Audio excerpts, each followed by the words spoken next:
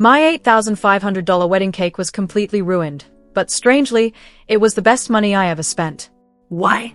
Because right in the middle of that bright red mess was my own sister, seconds away from passing out. She had planned everything. On my wedding day, she secretly slipped something into my drink, hoping I would embarrass myself in front of my wealthy in-laws. She wanted me to look like a mess. I didn't stop her. I let her go ahead with her plan, but I made sure she paid a much bigger price. All it took was a small switch of glasses, a fake smile, and then I watched as my sister collapsed into the red velvet cake. That moment? It was the most satisfying thing I had ever seen. But to understand why she did this, you need to know our story. My name is Pamela. I'm 29 and work as a marketing director in Charleston. I've always been calm, practical, and in control of my life. My younger sister Sutton is the complete opposite. She calls herself an influencer, but honestly, she spends most of her time online pretending her life is perfect. What her followers don't know is that she's drowning in over $50,000 of credit card debt. Despite everything, my parents always favored her. No matter what I achieved, good grades, scholarships, career success, it never mattered. Sutton could post a selfie with a random quote, and my mother would act like it was a masterpiece. Things got worse when I got engaged to Sterling. He's kind, intelligent, and works as a doctor. But what really bothered Sutton wasn't his personality, it was his family. They come from old money. The kind of family with history, influence, and connections. The kind of life Sutton always dreamed of being part of. From that moment on, she became impossible to deal with. 3 months before the wedding, she showed up at my apartment without warning. "I've decided," she said confidently, "I should be your maid of honor." I was surprised. I had already chosen my best friend, Adeline. But Sutton didn't care. She criticized my choice, saying my wedding needed to look high class and that Adeline didn't fit the image. Then she played the emotional card. "I'm your only sister," she said. "What will people think?" When I refused, she called our parents. A few hours later, they showed up and pressured me until I gave in.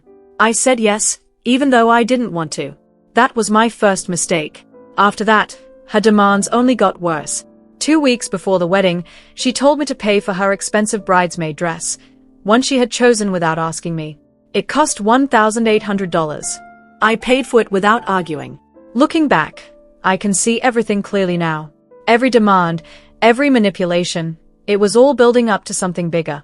She didn't just want attention. She wanted to ruin my wedding. The big day finally arrived.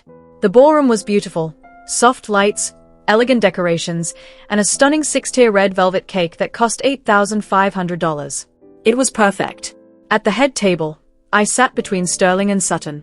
Everything was carefully planned, even down to the seating and the way photos would be taken. In front of us were identical champagne glasses. Everything looked normal. During dinner, Sterling leaned in to joke about something, and I turned toward him, laughing. That's when it happened. Out of the corner of my eye, I saw Sutton reach toward my glass. She pretended to fix something on the table, but in that moment, she poured something into my drink. It was quick, almost invisible. But someone saw it. Adeline. She was sitting across the room and caught everything. Seconds later, my phone buzzed. I looked down and read her message. "Swap glasses." She drugged it. My heart dropped, but I didn't panic. I stayed calm.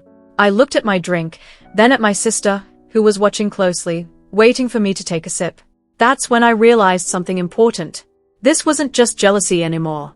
This was planned, intentional, cruel. She wanted to humiliate me in front of everyone. At that moment, I made a decision.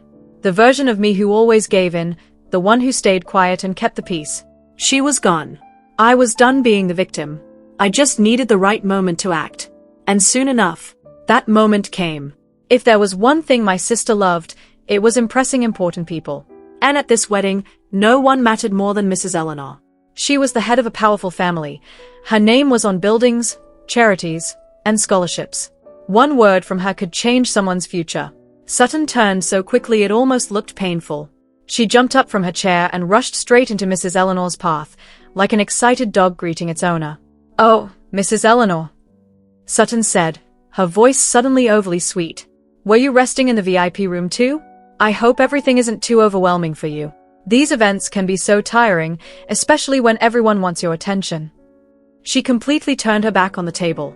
On me, And on the glasses. In my mind, Adeline's message flashed again. Swap the glasses. This was my only chance. I carefully placed my hands on the bases of both champagne glasses. I didn't pick them up. That would be too obvious. Someone might notice. Instead, I slowly slid them across the table. Behind me, Sutton kept talking. That dress is absolutely perfect on you, she went on, lightly touching Mrs. Eleanor's sleeve. The design, the details, everything is stunning. You have such amazing taste. I was just telling Pamela how elegant you look. The smooth tablecloth helped me. It let the glasses move easily, without making noise. Gently, I pushed my glass toward Sutton's seat and pulled hers toward mine at the same time. The glasses glided across the table, barely disturbing the liquid inside. In one quick motion, it was done. I turned the glass slightly so the faint lipstick mark faced away. The whole thing took only a few seconds, just enough time for Sutton to finish her compliment and start praising Mrs. Eleanor's charity work. No one noticed. The servers were busy, the guests were distracted, and Sterling was focused on a conversation across the room. But Adeline saw. I glanced toward her table. She was already looking at me. When our eyes met, she gave the smallest smile and lifted her glass slightly, like a silent toast. Everything had worked. Mrs. Eleanor politely excused herself and walked away, clearly used to people like Sutton. Sutton returned to her seat, glowing with pride. She thought she had made a great impression. She thought everything was going perfectly. Her eyes briefly landed on the two champagne glasses. They looked exactly the same place, same sparkle. She didn't question it. Why would she? Confident and pleased with herself, she picked up the glass in front of her.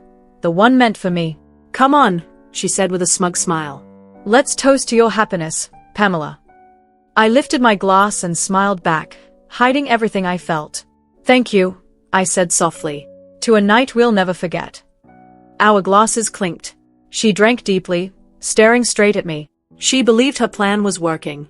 She thought she was watching me fall apart. I took a small sip from my glass and watched her drink her own trap. She set the glass down, satisfied. I smiled and waited. Now I had to make her believe everything was going according to her plan. So I went quiet. I stopped engaging much in conversation. When Sterling spoke to me, I answered softly. When others joked, I barely reacted. Sutton noticed right away. I could feel her watching me closely, looking for signs. So I gave her what she wanted, a bride who seemed a little distant, a little unfocused. She relaxed, thinking the drug was working. What she didn't realize was that it was already in her system. As the best man began his speech, everyone's attention shifted away from the table. It was the perfect distraction. I watched Sutton from the corner of my eye. She was still smiling, still playing her role, but small changes started to show. She shifted in her seat. She touched her temple. A slight frown appeared. The effects had begun. She probably thought it was just nerves or the champagne. She had no idea what was really happening.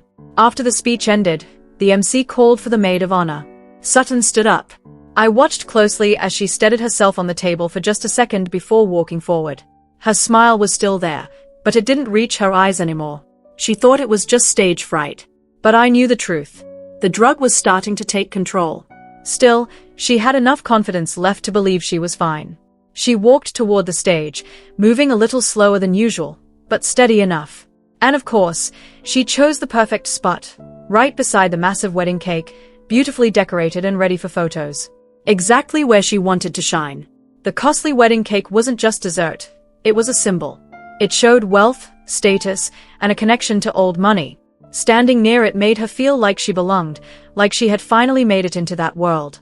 She stayed as close to the cake table as possible, probably closer than the staff preferred. In her left hand, she held a freshly filled glass of wine. With her right, she took the wireless microphone from the host. It looked harmless, but it would carry every word she said across the entire ballroom through the powerful sound system paid for by Sterling's family. Sutton didn't think about that.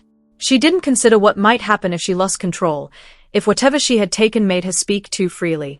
She just smiled and began. "Good evening, everyone," she said, her voice clear through the speakers. "For those who don't know me, I'm Sutton, Pamela's sister and her maid of honor." She sounded steady, but it was obvious she was forcing it, standing stiff, like she was trying not to lose balance. "I've known Pamela my whole life," she continued, pausing for effect. "And it's been quite a journey watching her find someone worthy of her. The guests chuckled politely. Pamela has always been the responsible one, the organized one, the one with the perfect plans and the perfect career. And now, she added, her tone sharpening slightly beneath the sweetness, she has the perfect husband from the perfect family. From my seat, I reached for Sterling's hand and squeezed it. He had no idea what was about to happen. Sutton raised her glass. "So here's to Pamela," she said, smiling wide, but it didn't feel genuine. "To my perfect sister and her perfect life." Glasses lifted around the room, but I just watched. Waited for the moment everything would change. She continued her speech smoothly, playing her role perfectly. The loving sister, the supportive bridesmaid. But I knew the truth behind the act. "To my sister and her husband," she said with a practiced, dramatic tone, "may your marriage be everything mine will be one day." Then she took a long sip from her glass. At first, nothing happened. She lowered it, still smiling, still acting. Then I saw it. A small shake in her stance.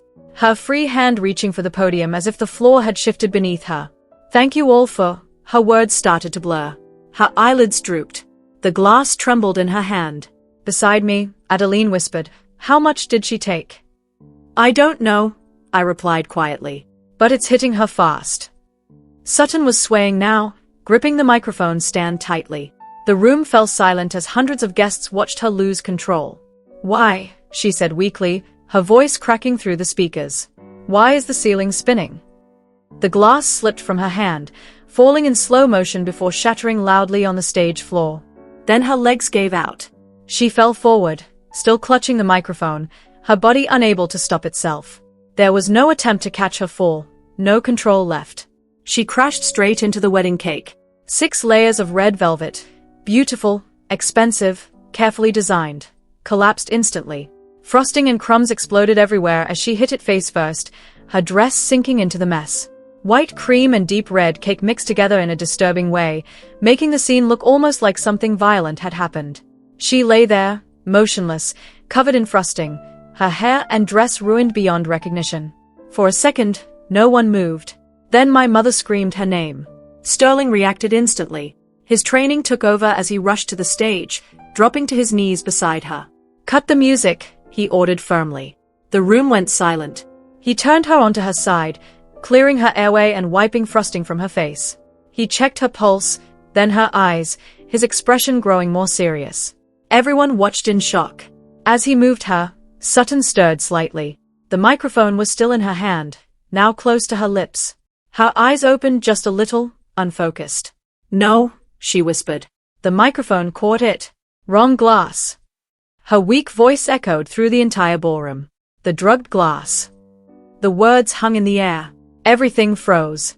Sterling stopped. Slowly, he looked up, from Sutton to my parents standing nearby. His expression had turned cold.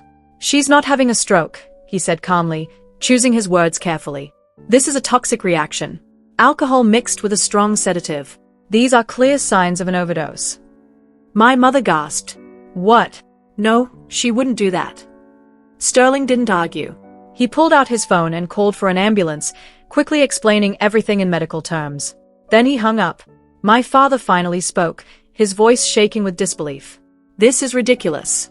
Sutton would never do something like this. There must be a mistake." Sterling stood up straight, looking down at both of them with a cold, firm expression. "You're both going to the hospital with her." He paused, his eyes hard. "I won't call the police tonight. But if anything like this happens again, I won't be so kind next time." The warning was clear.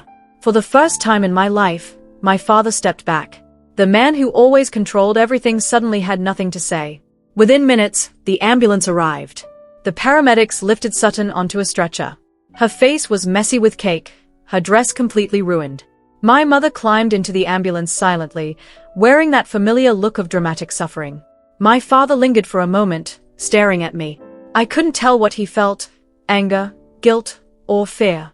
I didn't look away. Then he left, and the ambulance disappeared into the night. The ballroom was a mess. Guests whispered in shock.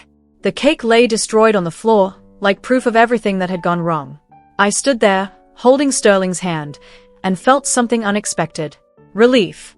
Adeline walked up beside me, holding her phone proudly. "I recorded everything," she said. The fall and what she said. She played the audio. Sutton's weak voice echoed. Wrong glass, the drug glass. People nearby heard it. The whispers grew louder. The truth spread quickly. My sister had just confessed in front of hundreds of people. Eleanor walked over, her dress still perfect despite the chaos. She looked around and then at me. Well, she said lightly, this is definitely the most unforgettable wedding I've ever seen. The hotel manager rushed over, nervous. Should we end the reception? I looked at the ruined cake. Expensive, beautiful, now completely destroyed. And yet, I felt free. Sterling looked at me gently. How are you feeling? Before I could answer, he added, this is the first time you've looked relaxed since we got engaged. He was right. 4 months, I had tried to keep peace in my family. I had done everything for Sutton, and she still tried to hurt me. But now, it was over. I smiled, really smiled, and turned to the manager. Clean this up. Bring more wine and desserts. The night isn't over. He blinked in surprise. You want to continue? This is my wedding, I said firmly. I'm celebrating it with people who truly care about me. Something changed after that. Some guests quietly left, the ones who were only there for appearances. But the ones who stayed, they were the ones who mattered. Friends, supporters, real family. Music started again. Desserts were served. Champagne flowed. Without the pressure of my family, everything felt lighter, real. I danced with Sterling, finally relaxed, finally happy. No regrets, he whispered. None, I replied. The next morning, I got a message from my mother. How could you let this happen? Sutton only did it because she felt left out. She made a mistake. You should forgive her. Family is family. I read it twice. The old me would have replied, would have apologized. But not anymore. I deleted the message. Then I blocked her number. One by one, I cut ties with her, my father, and Sutton. No more guilt. No more pressure. For the first time in my life, I felt free. A year later, I was 8 months pregnant. At the checkup, the doctor smiled. Your baby girl is healthy. A daughter. Sterling squeezed my hand, emotional. We'll treat all our children equally, I said softly. Always, he agreed. My family tried to contact me again, wanting to be part of my life. I didn't respond. Some relationships, once broken, should stay that way. That evening, I wrote about everything online and asked, was I wrong for switching the glasses? Should I make Sutton pay for the destroyed cake? Is it better to lose money than stay connected to toxic people? Then I closed my laptop. Inside, Sterling was cooking. Our home felt peaceful. I felt my baby move and smiled. The wedding had fallen apart. My family was gone. And I had never been happier. I was finally free.